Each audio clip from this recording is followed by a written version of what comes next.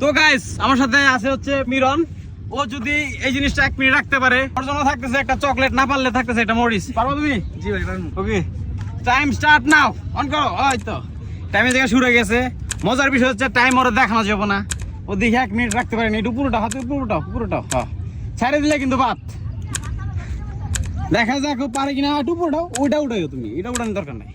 টাইমের জায়গায় হইতেছে, তুমি ওটা দেখাও। একটু পুরোটা হাতটা ঘুরে দিব না, যদি ও পারে ওর জন্য থাকবে একটা চকলেট, না বললে একটা গ্রিল চিলি। দেখা যাক কি হয়। এই যে টাইম আর এই যে কষ্ট কেমন হইতেছে মোটামুটি সেই না? এটা কিন্তু প্রায় 30-40 সেকেন্ডের পর হাত মনে হয় ছিঁড়ে যায়, এমন একটা অবস্থা, তাই না?